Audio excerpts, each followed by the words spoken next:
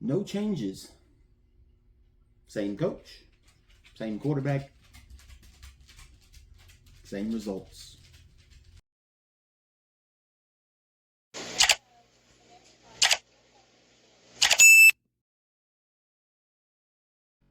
What's up, Fins fans, and welcome to Fins Temporal Focus. Yep, got the same coach. Still starting Tua. Pretty much guaranteed it's going to be the same results. Bijan Robinson has got to be chomping at the bit. He was actually kept in check against San Francisco. Welcome in, Miami Dolphins, to make you look awesome. But anyway, real quick, and by the way, any Atlanta fans out there, come on in, sit down, jar with us just a little bit about this game coming up. Miami gonna make you boys look good. I will say, Fins fans that's, glamoring for that number one pick, you guys have got to be extremely happy because the last thing you want is a coaching change. So things are really going you guys' way. Again, I still think that that's overrated. If I would understand it if there was a John Elway, Peyton Manning, one of those can't miss guys. And I'm not just saying that for quarterbacks. I'm just saying, Barry Sanders was out there. Somebody that was just really setting the college scene on fire. But I'm not seeing it. Guys, send me a comment if there's somebody out there I'm missing. I'm not a big college guy because there's too many colleges for me. I can't follow it very well. And the guys that dominate in college doesn't impress me as much just because of the talent that they are playing. So, again, I went through that with Burrow and Tua. When we were going to make that pick, the one thing I didn't like is there was not a lot of contested passes by Tua. His guys were running wide open when he was completing most of his passes, where Burrow, you actually saw some contested passes where the defenders were there, but he was still fitting that ball in. And, there's nobody out there. That's why I'm just not glamoring for the number one pick. I don't feel like there's that person that is really standing out where this is a no miss kind of guy. Not that you can't miss on him anyway, but point being, I think the whole tanking thing is overrated. But that being said, before we get into this game, I will say, for the ones that are wanting the Dolphins to tank and do all this, keep McDaniel. I would still bench Tua and just basically throw Ewers and Wilson into that offensive line. If you really want to tank, keep McDaniel around because we're not going to do anything as long as he's there. Because you bring in a interim head coach, a lot of times the players play up just because of that change. So for all you guys that are, don't be yelling for the coach to get fired if you want that number one pick, because you want to keep McDaniel there as long as you can if that's what you guys want. Just saying. So we're going to get into this game again. Not looking good. Oh, I do want to shout out real quick. Some of these are people that has left comments, and I appreciate the comments more than I do anything else, even over the subscribing for me, because I don't really do this. I just do this because I enjoy football in general.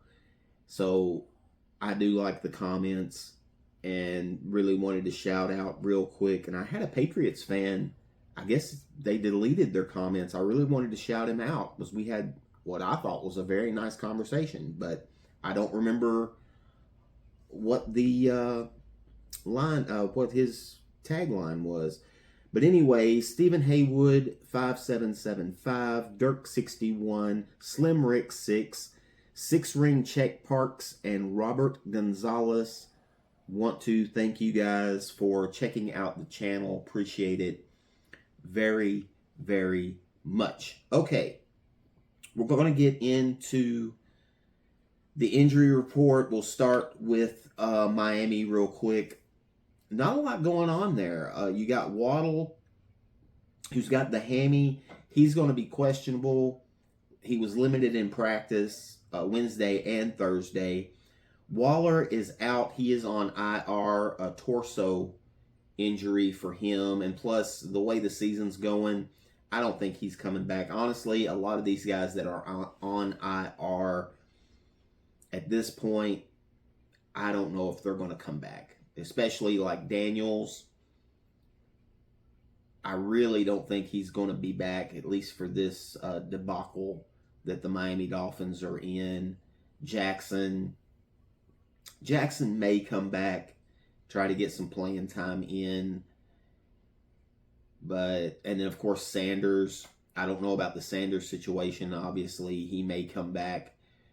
But really, I think these guys are just going to probably phone it in.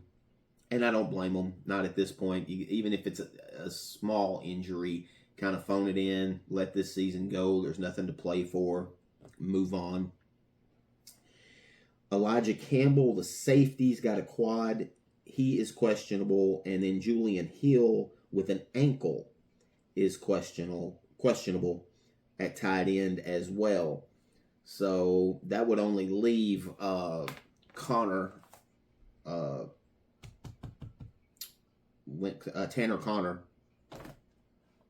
at tight end. And it seems like they did pick up somebody. Leave a comment if you know who it was. I honestly don't remember. Wasn't of any consequence. But that's pretty much the Dolphins injury report. Not really that bad. The only one really that's looking like is not going to play is Julian Hill. So, maybe we get less penalties. Moving on to Atlanta, they have a ton of injuries, including Penix, who has been like day to day. He will play, but apparently got an ankle injury in the 49ers game. But Devon Diablo, forearm, he's doubtful, the linebacker. Felipe Franks, now that one came up kind of last minute. They're tied in. Got a leg issue. He is questionable. Jake Matthews, the left tackle, I believe it is. He's got an ankle. He's questionable. Zach Harrison with a knee. Jalen Walker with a groin. Jordan Fuller, the safety, got the knee. He is on IR, so he is out for the foreseeable future for the Falcons. And then Tyler Alger, I believe. He's got the hip and knee, and he is questionable. Which running back, he has done good coming off the bench to dispel Bijan Robinson, but we know Robinson is going to be the guy that is going to destroy us in this game. No question in my mind. But that is your injuries. Nothing that I'm really worried about on either side. Of course, Jake Matthews being out. But, we faced the Chargers, both of their tackles out, still couldn't get pressure. We faced teams with injuries. It just doesn't seem to matter. Atlanta does have, like I said, way more injuries, as you just seen. But, and Miami, like I said, other than the guys that have not played, Julian Hill, the only one that I think is probably not going to play off of our list. So we move on to the offenses and the defensive rankings. We'll start with Miami's offense against Atlanta's defense. Total offense, man, this is fixing to be Atlanta Falcons, your defense, and there's nobody on their defense that is like spectacular. You know, not that name where you're going, oh, this guy, got to watch out for him. But the speed for the Atlanta Falcons is crazy on defense. They haven't been very good in the red zone. But their speed is absolutely... They play as a team. I love it. Watching some of the footage of their defense is just... You talk about running to the ball.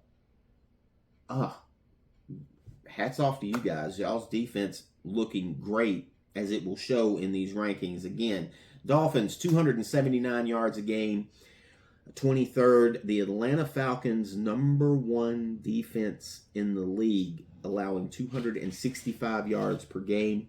Passing, the Dolphins, 186 yards a game, 23rd. Again, Atlanta, number one, 144 yards per game. Run offense, the Dolphins are 26th with 92 yards per game. The Atlanta Falcons, this is where they come down a little bit. And if the Dolphins will attempt to run the ball, maybe you can have some success. Atlanta is 19th against the run. They're giving up 124 yards per game. And Devon Achane, we know he's been the bright spot on this team, period. Honestly, over anything else. Got to give him the ball, but Gordon needs some touches. I don't know if Wright's going to play in this game, but you need to keep a fresh guy in there and run the ball at these guys, because 124 per game, yikes. But in general, still a really good defense. Scoring, the Miami Dolphins 24th with 20 points. The Atlanta Falcons 3rd with those same 20 points. So, I don't know. Dolphins get 20 points in this game? Actually, if the Dolphins get 20 in this game, they got a real good shot. Because Atlanta's offense not scoring a lot. So we'll get into that. Sacks, the Dolphins are 18th. They have given up 17 sacks on the season. The Atlanta Falcons are 14th. They have 15 on the season. Third down efficiency, boy, did Miami drop. They went from first to second to third last week. And now, after that debacle in Cleveland, I think they only converted one third down. They dropped to 13th in third down efficiency. 40.5% of the time now the Dolphins are converting on third down. The Atlanta Falcons are 16th, giving it up 38.2 times. Fourth down, the Dolphins have went for it 11 times. They've converted 6 of those.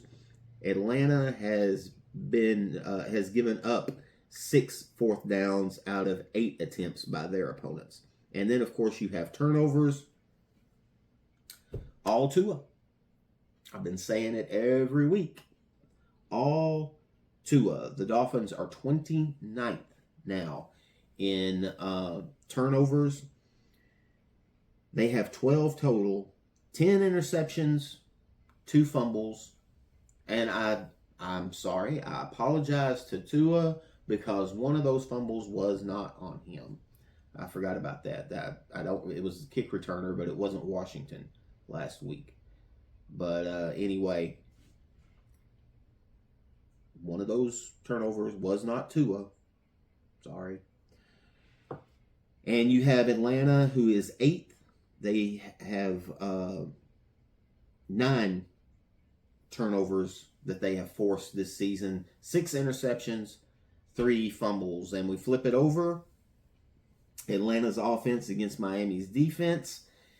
364 total yards for the Falcons. That's 17th against the Dolphins, 28th, 363.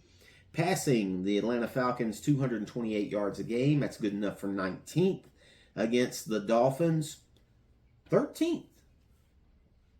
They're 13th against the pass.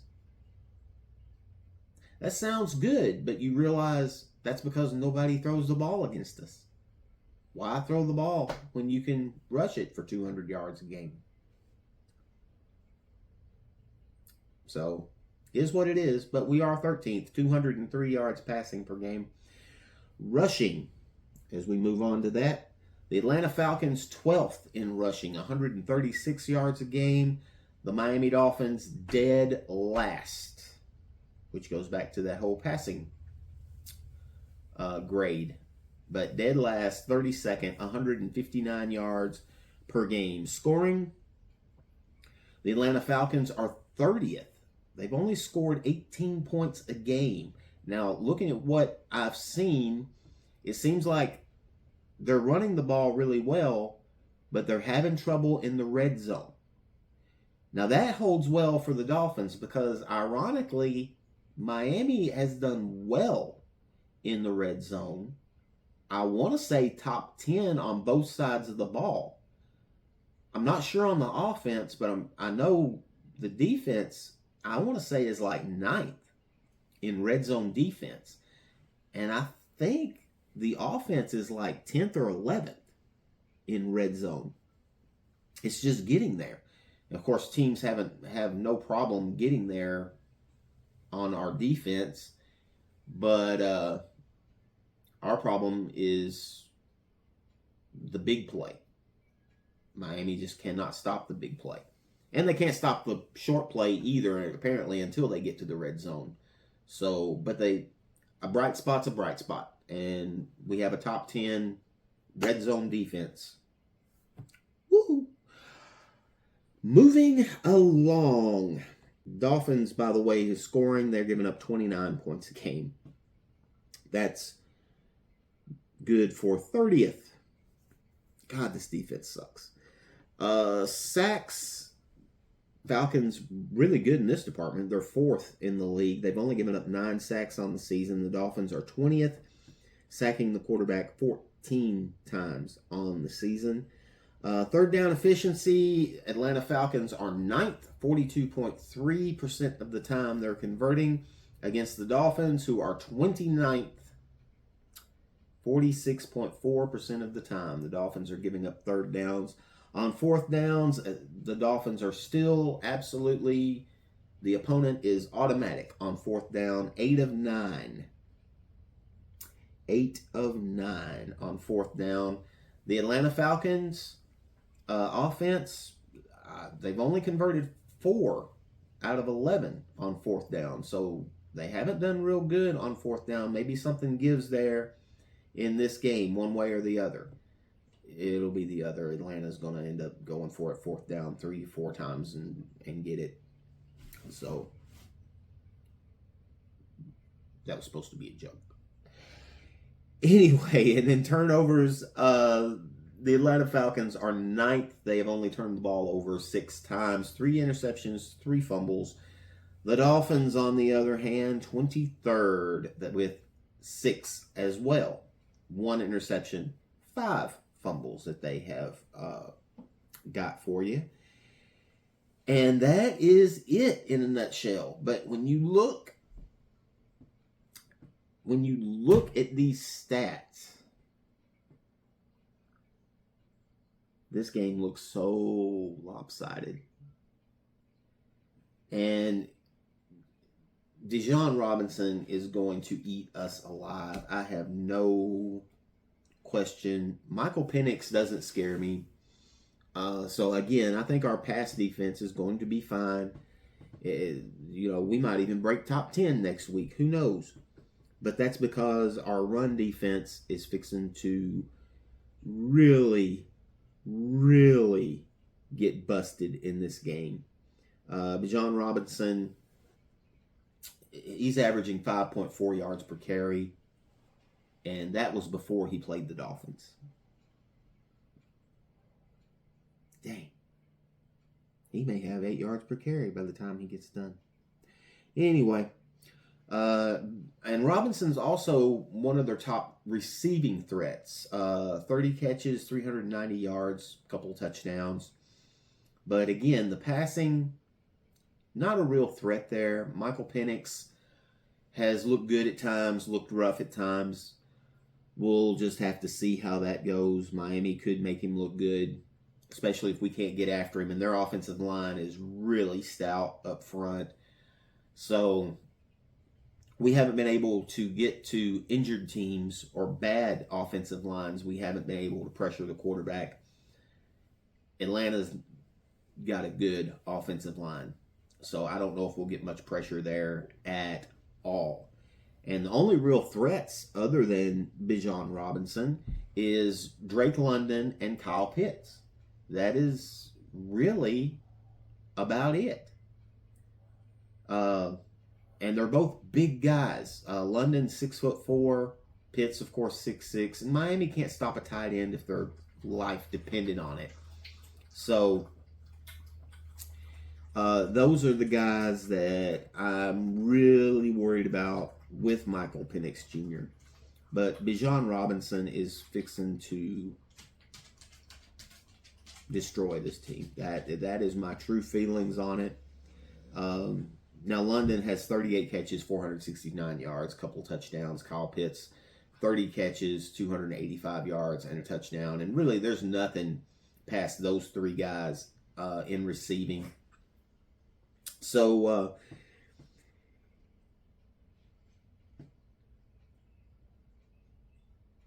I have no hope. I really don't. So, for Atlanta fans that have come in here, real quick, tip of the hat, I didn't think Atlanta would be nearly as good, especially defensively. I did not think Atlanta would be a top 10 defense this season.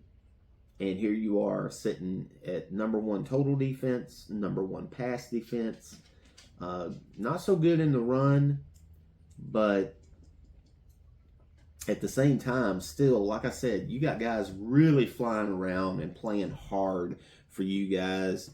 Leave a comment. Let me know what that feels like, because I don't know what it would be like to watch a team that plays hard. Interesting concept. Yeah, I think this is a win for the Atlanta Falcons. I don't see Miami having much of a chance at all.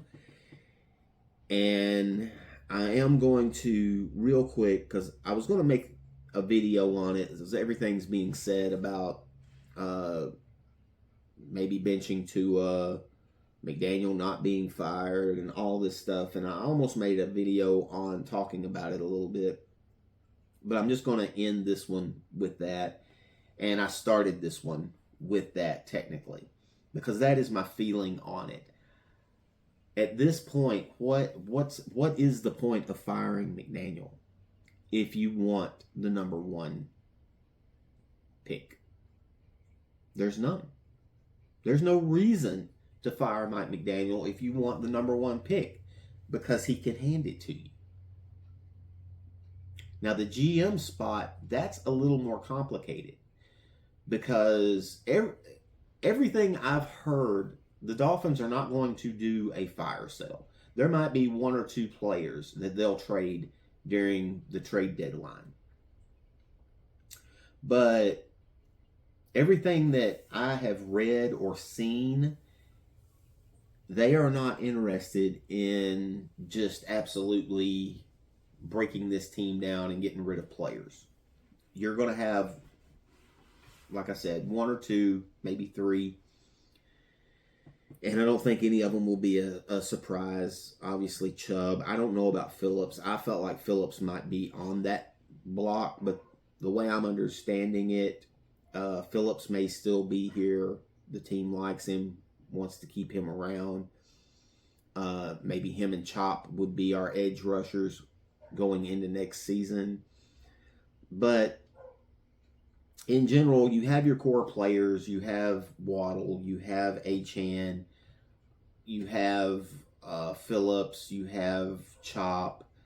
We'll see how Grant does. But in general, is what I'm saying, I don't think you're going to see a lot of guys go. So, to me, if you're the GM and you're not going to be here, or you don't know if you're going to be here, what kind of real trades are you going to make? It's not going to matter to you if you're not going to be here. So I think this trade deadline is going to actually mean something to the Dolphins. If you don't see a lot of moves or trying to pick up extra picks, I don't think Chris Grier is going anywhere. Now, I do think Mike McDaniel will go. I just don't think he's going to go during the season. Because what's the point? There's no reason to give your players any hope of winning if you want to tank. And we're pretty sure that Stephen Ross is okay with tanking. I guess it depends on what side of the fence you set on in the whole Flores debacle of him apparently offering him, what was it, like $100,000 per loss that he was going to give him to get the number 1 pick. I don't know. But I don't think there's no reason for any Dolphins fan to be looking for any type of firing at this point. The only thing I can tell you guys is, stop going to the games. Money is the only thing that Stephen Ross is going to listen to. And of course you have the Tua debacle. I don't know how that's going to work out. I don't think he'll be here next year regardless. It's going to be hard to get rid of him, though. I don't know if you can do a post-June cut with him, but either way, we're going to have to pick up some of his contract. So, either way it goes, I don't think we're going to be able to really trade, but, to me, if you find a trade for Tua for maybe a 4th round pick, and I don't even think you can get that, but if you could get a 4th or 5th rounder, maybe you just let him go, bite the bullet, move on. As far as cutting him, I don't know how much that saves. But I know if we trade him, I think it saves like $20 million if we can actually trade him before the season next year. But we'll get into that more as the season goes on. We'll see how it goes. He's still your starter for now. So all you Quinn Ewers fans, you're going to have to wait just a little bit longer before you get to see Ewers, which I don't think that's an answer to. Maybe he'll be around to be a backup, but yeah, that's not going to be your answer at quarterback. I don't know why everybody was clamoring as much as they were for Ewers. I'm sure he's a great kid, but not really shown anything in general of being an answer. Let me put it that way. So, guys, that's it for the video. I just wanted to bring up the fact that a lot of people wanting this number 1 pick, don't be clamoring for Mike McDaniel's job. Because if you want the number 1 pick, you keep Mike McDaniel exactly where he's at. And I think that is exactly what Stephen Ross is doing. If he fires him, it's going to be around the bye, or he'll just wait till the end of the season and let him go. And I don't think we're going to lose Grier. I think he is still going to be here. If that's true, this is where we're at next year, and probably the year after that. It needs to be completely burned to the ground. And I just don't I don't see the signs that Chris Greer is going anywhere. I do think McDaniel will go. He should have already went. It makes sense to me. Stephen Ross, if he wants that number one pick, and he does, I think it's overrated unless you have somebody out there.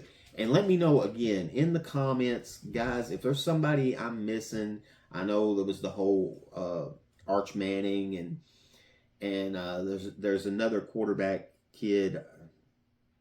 Is it Michigan? And I can't think of his name. Again, leave a comment.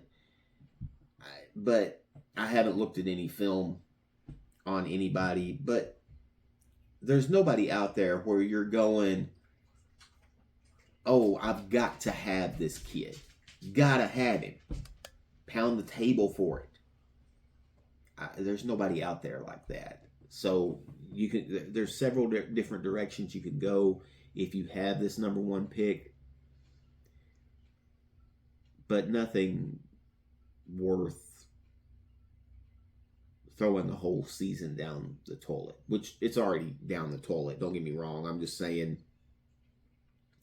I don't think this number one pick is going to be that big a deal. And hopefully I'm wrong. Maybe I'm wrong. And again, leave a comment. I don't watch a lot of college football until toward the end of the season. And then I watch a little bit of college football just because I want to see who's going to be coming into the draft. And this season, I haven't kept up with enough to know anybody. I haven't heard any names really come out where everybody is just wowed by anybody. So leave a comment if there's somebody out there that you're like, hey, check this kid out because he's a wow. And I'd love to go check some people out because it's all we got to look forward to is who can we possibly get. We're going to get a top pick. I don't know if we'll get the number one pick. We're definitely going to get a top pick. So, guys, make good decisions. Fins up for the future. And I will see you soon. Sunday.